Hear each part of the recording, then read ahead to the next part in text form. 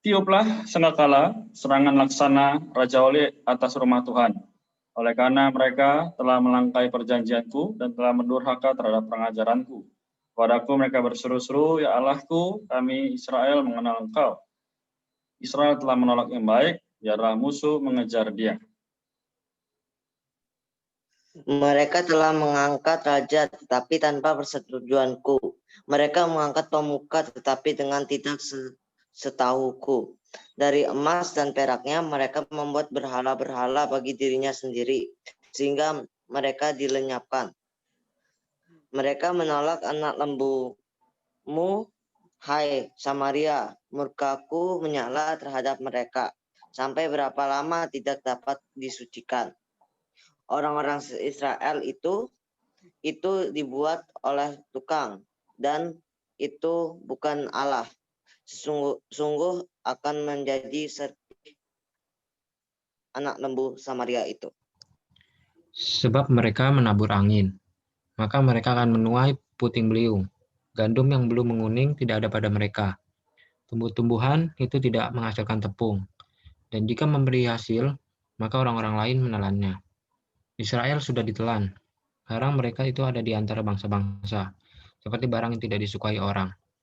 Sebab mereka telah pergi ke Asyur, bagaikan keledai hutan yang memencilkan diri. Efraim telah membagi-bagi hadiah cinta.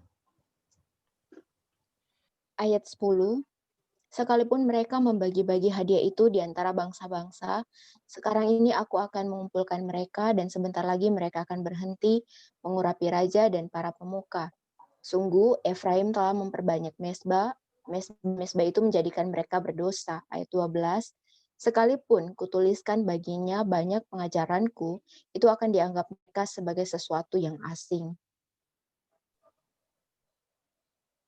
Ayat 13. Mereka mencintai korban sembelihan, mereka mempersembahkan daging dan memakannya, tetapi Tuhan tidak berkenan kepada mereka. Sekarang Ia akan ingat kesalahan mereka dan akan menghukum dosa mereka. Mereka harus kembali ke Mesir. Israel telah melupakan membuatnya dan telah mendirikan istana-istana. Yehuda telah memperbanyak kota-kota yang berkubu. Tapi aku akan melepas api ke dalam kota-kota mereka, sehingga buri mereka dimakan habis. Janganlah bersukacita, hai Israel, janganlah bersorak-sorak seperti bangsa-bangsa, sebab engkau telah berzina dengan meninggalkan Allahmu, engkau telah mencintai upah sundal di segala tempat mengirikan gandum. Ayat 2, tempat pengirikan gandum dan tempat pemerasan anggur tidak akan memberi mereka makan, dan anggur akan mengecewakan mereka. Mereka tidak akan tetap diam di tanah Tuhan, tapi Efraim harus kembali ke Mesir, dan di Asyur mereka akan memakan makanan najis. Mereka tidak akan mempersembahkan korban curahan anggur pada Tuhan, dan korban-korban sembelihan mereka tidak akan menyenangkan hatinya. Roti mereka adalah seperti roti perkabungan. Semua orang yang makannya akan menjadi najis. Sebab roti mereka adalah untuk dirinya sendiri, tidak boleh dibawa ke dalam rumah Tuhan. Amin. Apakah yang hendak kamu perbuat pada waktu pertemuan raya dan pada waktu hari raya Tuhan? Sebab walaupun mereka mengalahkan diri dari permusnahan, Mesir akan mengumpulkan mereka, Memphis akan mengumpulkan mereka, rumput akan menutupi barang-barang perak mereka yang berharga, onak akan tumbuh dalam kemah-kemah mereka. Sudah datang hari-hari penghakiman. Sudah datang hari-hari pembalasan. Hari-hari penghukuman, sudah datang hari-hari pembalasan. Israel akan mengalaminya. Nabi adalah seorang pandir, orang yang penuh roh adalah orang gila. Oleh karena besarnya kesalahanmu dan besarnya permusuhan. Efraim, umat Allahku, sedang mengintai nabi. Jerat menangkap burung ada di sepanjang jalannya. Permusuhan ada di rumah Allahnya. Busuk sangat perbuatan mereka seperti pada hari-hari Gibea. Ia akan mengingat kesalahan mereka dan akan menghukum dosa mereka. Seperti buah-buah anggur di padang gurun, aku mendapati Israel dahulu. Seperti buah sulung sebagai hasil pertama pohon ara, aku melihat nenek moyangmu. Tetapi mereka itu telah pergi kepada Baal Peor dan telah membaktikan diri kepada dewa keaiban, sehingga mereka menjadi kejijikan sama seperti apa yang mereka cintai itu. Amin. Ayat 11. Kemuliaan Efraim terbang seperti burung, tiada yang melahirkan, yang hamil dan yang mengandung. Sekalipun mereka membesarkan anak-anaknya, aku akan membuat mereka bulus, sehingga tidak ada manusia lagi. Sungguh, celakalah juga mereka pada waktu aku menjauh daripada mereka. Efraim, seperti yang aku lihat, telah membuat anak-anaknya menjadi binatang perburuan. Efraim terpaksa menyerahkan anak-anaknya kepada si pembunuh. Amin. Ayat 14, berilah kepada mereka, ya Tuhan, apakah yang hendak kau beri? Berilah kepada mereka kandungan yang mandul dan buah dada yang kering. Segala kejahatan mereka terjadi di Gilgal. Sungguh di sana aku mulai membenci mereka. Oleh karena jahatnya perbuatan-perbuatan mereka, aku akan menghalau mereka dari rumahku. Aku tidak akan mengasihi mereka lagi. Semua pemuka mereka adalah pemberontak. Ayat 16, Efraim telah dipukul, akarnya telah menjadi kering, mereka tidak akan menghasilkan buah. Bahkan sekalipun mereka melahirkan anak, aku akan mematikan buah kandungannya yang berharga. Allahku akan membuang mereka, sebab mereka tidak mendengarkan Dia, maka mereka akan mengembara di antara bangsa-bangsa. Israel adalah pohon anggur yang riap tumbuhnya, menghasilkan buah, makin banyak buahnya, makin banyak dibuat misbah-misbah, makin banyak rananya, makin baik dibuat tugu-tugu berhala. Hati mereka licik, sekarang mereka harus menanggung akibat kesalahannya. Dia akan menghancurkan misbah-misbah mereka, akan meruntuhkan tugu-tugu berhala mereka. Sungguh sekarang mereka berkata, kita tidak mempunyai raja lagi sebab kita tidak takut kepada Tuhan. Apakah yang dapat dilakukan raja bagi kita? Mereka membual, mengangkat sumpah dusta, mengikat perjanjian, hingga tumbuh hukum seperti pohon upas di alur-alur ladang. Penduduk Samaria gentar mengenai anak lembu Betawen. Sungguh rakyatnya akan berkabung oleh karenanya, dan imam-imamnya akan meratap oleh karenanya, oleh sebab kemuliaannya telah beralih daripadanya.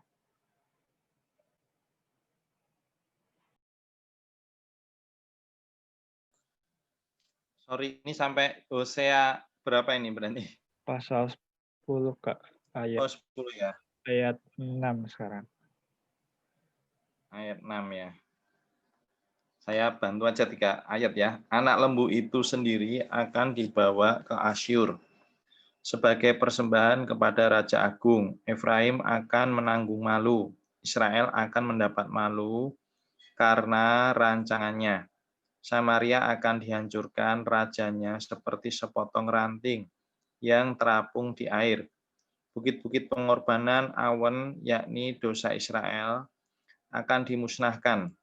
Semak duri dan rumput duri akan tumbuh di atas mezbah-mezbahnya, dan mereka akan berkata kepada gunung-gunung, timbunilah kami, dan kepada bukit-bukit, runtuhlah menimpa kami.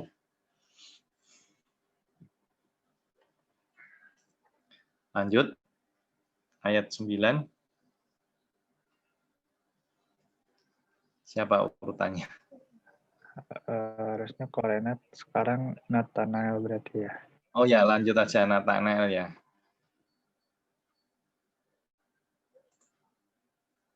Nathanael silahkan. Hosea 10 ayat 9. Sejak hari Gibea, engkau telah berdosa. Hai Israel, di sana mereka bangkit melawan. Tidakkah perang melawan orang-orang curang akan mencapai mereka di Gibea? Aku telah datang untuk menghajar mereka. Bangsa-bangsa akan berkumpul melawan mereka. Apabila mereka dihajar karena salahnya yang berganda. Efraim dulu seekor anak lembu yang terlatih, yang suka mengirik, dan aku ini menyayangi tengkuknya yang elok. Aku memasang Efraim, Yehuda harus membajak, Yakub harus menyisir tanah baginya sendiri. Menaburlah bagimu sesuai dengan keadilan. Menuailah menurut kasih setia. Bukalah bagimu tanah baru, sebab sudah waktunya untuk mencari Tuhan, sampai Ia datang dan menghujani kamu dengan keadilan. Kamu telah membajak kefasikan, telah menuai kecurangan, telah memakan buah kebohongan. Oleh karena engkau telah mengandalkan diri pada keretamu, pada banyaknya pahlawan-pahlawanmu, maka keriuhan perang akan timbul di antara bangsamu, dan segala kubumu akan dihancurkan seperti Salman menghancurkan Bet Arbel. Pada hari pertempuran, ibu beserta anak-anak diremukkan. Ayat 15. Demikianlah akan kulakukan kepadamu, hai kaum Israel, oleh karena dahsyatnya kejahatanmu. Pada waktu fajar akan dilenyapkan sama sekali Raja Israel. Pasal 11 ayat 1. Ketika Israel masih muda, kukasihi dia, dan dari Mesir kupanggil anakku itu. Ayat 2, makin kupanggil mereka, makin pergi mereka itu dari hadapanku. Mereka mempersembahkan korban kepada para Baal, dan membakar korban kepada patung-patung. Padahal aku yang mengajar Efraim berjalan dan mengangkat mereka di tanganku, tetapi mereka tidak mau insaf bahwa aku menyembuhkan mereka. Aku menarik mereka dengan tali kesetiaan, dengan ikatan kasih.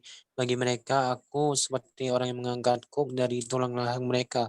Aku membungkuk kepada mereka untuk memberi mereka makan. Mereka harus kembali ke tanah Mesir dan Asyur akan menjadi raja mereka, sebab mereka menolak untuk bertobat. Dan akan mengamuk di kota-kota mereka, akan memusnahkan palang-palang pintu mereka, dan akan memakan mereka di benteng-benteng mereka. Umatku betah dalam membelakangi aku. Mereka memanggil kepada Baal dan berhenti meninggikan namaku. Masakan aku membiarkan engkau, hai Efraim? Menyerahkah engkau, hai Israel? Masakan aku membiarkan engkau seperti Atma, membuat engkau seperti Seboim? Hatiku berbalik dalam diriku, belas kasihku bangkit serentak. Ayat 9, aku tidak akan melaksanakan murkaku yang bernyala-nyala itu, tidak akan membinasakan Efraim kembali.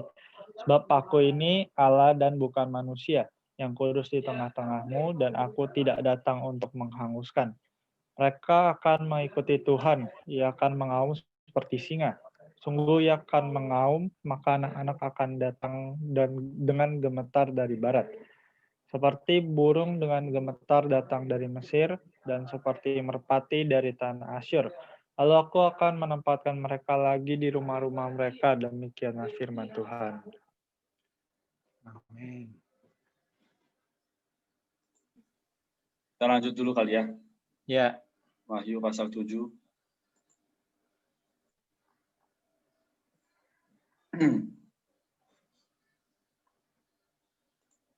Amin.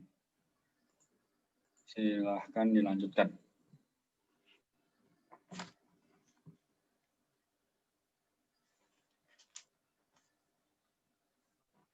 Siapa? Renaldi sama tadi siapa? Itu ya, Mira. Kayaknya Mira ya berarti ya. Wahyu pasal 7. Wahyu pasal 7 lagi Kak ya? Ya. Wahyu pasal 7 ayat 1, kemudian daripada itu aku melihat 4 malaikat berdiri pada keempat penjuru bumi, dan mereka menahan keempat angin bumi, supaya jangan ada angin tertiup di darat, atau di laut, atau di pohon-pohon. Dan aku melihat seorang malaikat lain muncul dari 4 matahari terbit. Ia membawa materai Allah yang hidup, dan ia berseru dengan suara nyaring kepada keempat malaikat yang ditugaskan untuk merusakkan bumi dan laut.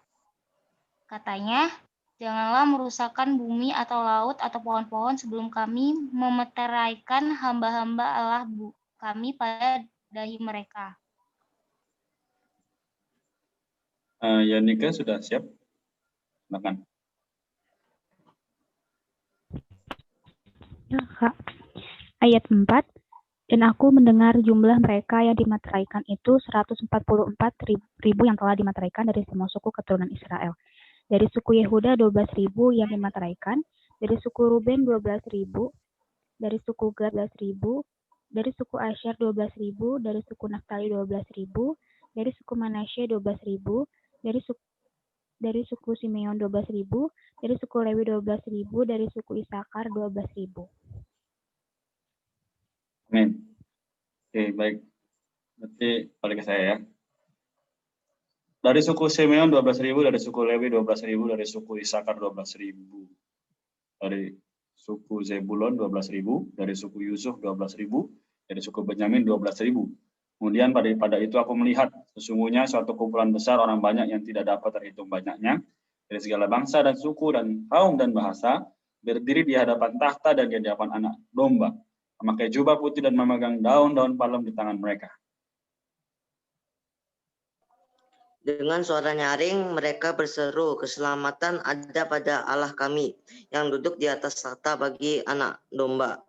Semua malaikat berdiri mengelilingi tahta dan tua-tua dan keempat makhluk itu. Mereka sujud di hadapan tahta itu dan menyembah Allah sambil berkata, Amin, puji Tuhan dan kemuliaan dan hikmat dan syukur dan hormat dan kekuasaan dan kekuatan bagi Allah kita sampai selama-lamanya. Amin. Dan seorang dari antara tua-tua itu berkata kepadaku, siapakah mereka yang memakai jubah putih itu dan dari manakah mereka datang? Maka kataku kepadanya, Tuanku, Tuhan mengetahuinya. Lalu ia berkata kepadaku, mereka ini adalah orang-orang yang keluar dari kesusahan yang besar, dan mereka telah mencuci jubah mereka dan membuatnya putih di dalam darah anak domba. Karena itu mereka berdiri di hadapan tahta Allah dan melayani Dia siang malam di bait sucinya. Dan Ia yang duduk di atas tahta itu akan membentangkan kemahnya di atas mereka.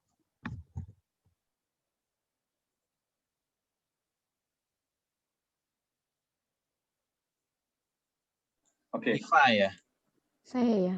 Ah. Ayat 16. Mereka tidak akan menderita lapar dan dahaga lagi, dan matahari atau panas terik tidak akan menimpa mereka lagi. Sebab anak domba yang di tengah-tengah tahta itu akan menggembalakan mereka dan akan menuntun mereka ke mata air kehidupan. Dan Allah akan menghapus segala air mata dari mata mereka. Amin. Baik, puji Tuhan. Kita sampai di sini pembacaannya, sisa ada 10 menit ya. Apakah ada yang mau sharing? Mungkin pembagian untuk sharing itu mungkin mulai minggu depan aja kali ya. Iya. Baik, kalau misal saya minta Andre ada yang mau bersaksi dari pembacaan hari ini? Atau bingung?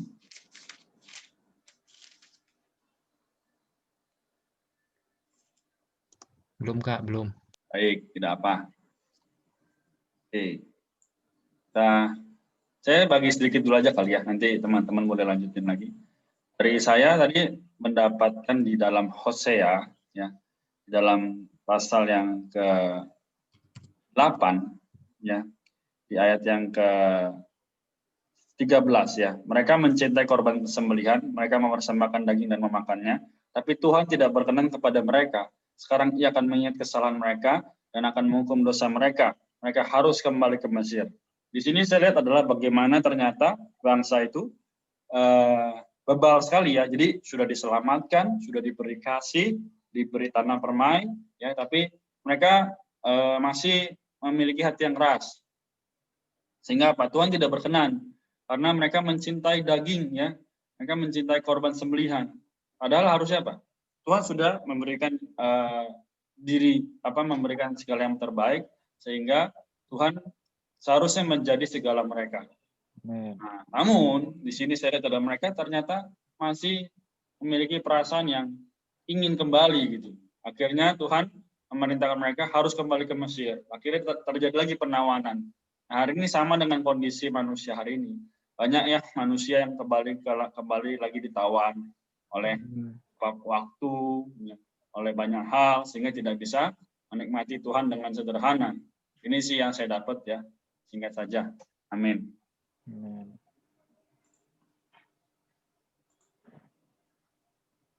Ada satu ayat yang bagus di Hosea 11 ayat 4 ya. Di situ dikatakan, aku menarik mereka dengan tali kesetiaan, dengan ikatan kasih. Bagi mereka, aku seperti orang yang mengangkat kuk dari tulang rahang mereka, aku membungkuk kepada mereka untuk memberi mereka makan. Sekali lagi, background Hosea ini kan bangsa Israel menyembah berhala ya. Bangsa Israel menolak Allah, tidak mau Allah. Tetapi kita melihat Allah ini begitu panjang sabar ya. Allah itu begitu mengasihi ya bangsa Israel sebagai umat pilihannya. Nah, kalau diterapkan di dalam kita hari ini, kita sebagai orang-orang yang sudah diselamatkan ya, kita sudah percaya kepada Tuhan Yesus, kita telah menerima karunia Roh Kudus. Nah, memang di dalam perjalanan iman, kadang kita bisa lemah, kadang kita bisa menjadi hambar ya, karena kita menyadari jadi orang Kristen itu juga tidak gampang ya. Kadang-kadang ada tentangan dari lingkungan atau juga ada dari godaan dari dalam kita sendiri ya kan. Nah, tetapi kalau kita ingat ya, Allah selalu menarik kita dengan tali kesetiaan, dengan ikatan kasih. Maukah kita merespon ya? Ketika Dia menarik kita, Tuhan pengen agar kita kembali mengasihi Dia ya dengan kasih yang terbaik. Nah, jadi dalam kitab Wahyu ini di pasal awal-awal itu ada itu tentang gereja di Efesus ya, ditegur Tuhan karena kehilangan kasih yang terbaik kepada Tuhan. Nah, bagaimana dengan kita ya kan? Nah, mestinya kita bisa belajar mengasihi Tuhan sepanjang tahun ya dengan kasih yang terbaik. Ya, ketika kita mulai lemah, ya komunitas-komunitas seperti ini membantu kita sebenarnya, mengingatkan kita lagi, oh Tuhan, aku mengasihi-Mu karena Engkau lebih dulu mengasihiku. Engkau menarik aku dengan tali kesetiaan. Engkau mengikat aku dengan ikatan kasih. Wah, luar biasa ya. Ya, puji Tuhan. Moga nanti tahun 2021 kita ada satu permulaan yang makin baik ya di dalam perjalanan iman kita mengikut Tuhan ya. Makin mengasihi Dia, makin bisa melayani Dia. Ya. Menjadi saluran kasih-Nya kepada teman-teman kita yang lain juga di kampus. Puji Tuhan, itu dari saya. Amin. Amin. Sisa 5 menit, siapa yang mau lagi berbagikan kenikmatan atau bertanya? Amin. Mungkin saya lagi sedikit ya. Di Hosea 11 ya, saya lihat di ayat mana nih? Ayat 7 dikatakan, umatku betah dalam membelakangi aku. Mereka manggil pada Baal dan berhenti meninggikan namaku. Ya di sini katakan ya, bangsa Israel sampai dibilang betah ya dalam membelakangi Tuhan ya. Sudah begitu lama ya bangsa Israel itu membangkang dari Tuhan. Di ayat 10 di pasal 10 juga dikatakan mereka makin banyak justru makin banyak buat sembah, makin banyak buat tugu berhala. Sampai di ayat 3 tuh dibilang sebab kita tidak takut kepada Tuhan. Ya sampai pada taraf itu ya dikatakan bangsa Israel itu sudah bebal gitu dalam belakangi Tuhan. Nah, di sini puji Tuhan ya di ayat pasal 11 ya ayat-ayat selanjutnya itu di sini Tuhan berkata ya, masakan aku membiarkan engkau hai Efraim ya, menyerahkan engkau hai Israel. Di sini meskipun bangsa Israel bebal dalam belakang Tuhan, tapi di sini Tuhan itu masih mau mengasihi mereka, masih mau memberi kesempatan kepada bangsa Israel. Ya, tadi kata Kak Eko juga masih mau menarik mereka dengan tali kesetiaan ya. Bahkan di kondisi mereka yang seperti itu. Di ayat ke mana ya?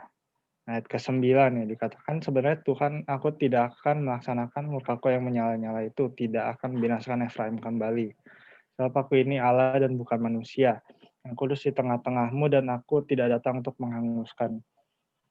Jadi yang saya lihat ya, satu sisi Allah tuh adil ya.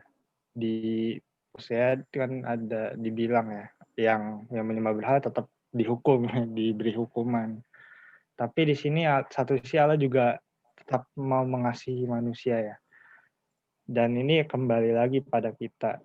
Ya, kita yang udah bisa melihat contoh bangsa Israel dulu, ya jangan sampai kita ulangi lagi. Masa kita mau udah dikasih tahu ya istilahnya, tapi tetap aja bebal gitu. Jangan sampai ya akhirnya mengulangi lagi apa yang Israel lakukan ya.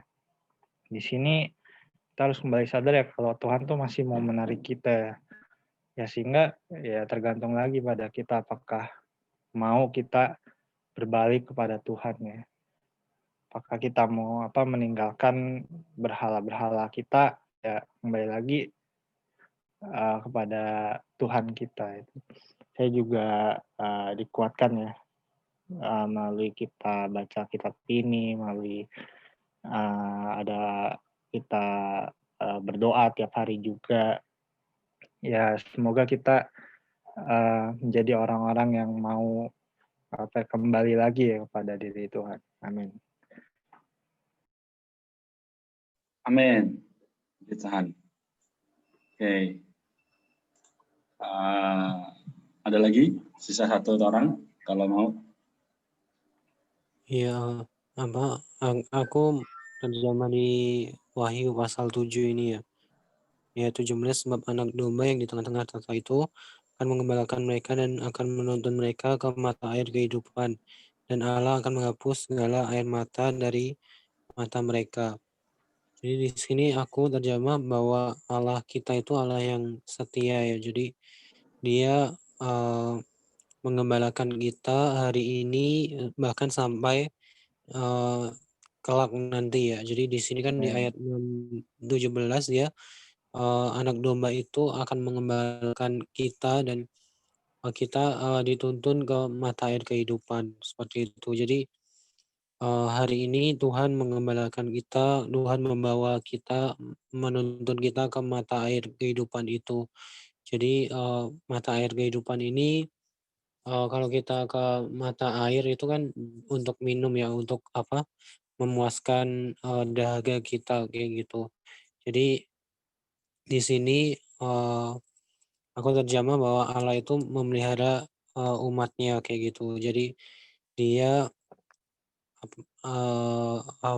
menuntun kita ya, hari ini kita mau atau tidak dituntun ke mata air itu seperti itu. Jadi kalau kita mau ke mata air itu, janji Tuhan itu ini Dia akan menghapuskan segala air mata dari mata mereka. Jadi yang ada itu hanya kepuasan kita terhadap Tuhan seperti itu.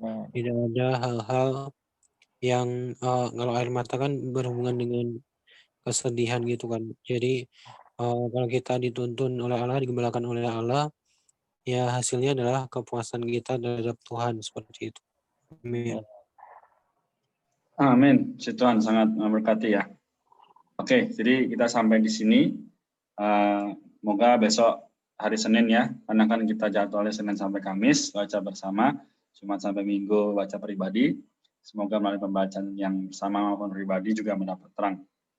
Tapi kalau teman-teman Jumat sampai Minggu ada baca tapi nggak ngerti, boleh juga ditanyain ya, jadi supaya kita bisa jawab sama-sama. Amin. Kalau gitu, tadi saya sudah buka, mungkin bisa minta tolong kepada Renaldi untuk tutup dalam doa. Amin. Teman-teman ya, kita satu dalam doa. Amin. Tuhan Yesus, terima kasih atas perkataan-Mu yang masih bisa kami nikmati hari ini. Tuhan, kami lihat bagaimana diri kami seringkali mungkin menjauh daripada-Mu, mungkin masih ada berhala-berhala lain dalam hati kami. Sungguh kami bertobat Tuhan, kami minta ampun. Tuhan, kiranya mohon kasih-Mu kembali menarik kami, dan kami mau kembali dituntun oleh setiap Tuhan rencana-Mu, biarlah kami tidak menjauh daripada diri-Mu. Kami mau belajar taat, tidak lagi berbagian dalam berhala, tetapi bisa terus menikmati diri-Mu, juga sehingga kami bisa mendapat kepuasan, yaitu diri-Mu sendiri, Tuhan. Tuhan juga berkati baik sepanjang hari kami ini, kegiatan kami selanjutnya tetap kiranya Dikau pimpin, Tuhan. Tuhan, kami berdoa, mengucap syukur dan terima kasih. Amin. Amin. Puji Tuhan. Terima kasih. Mari kita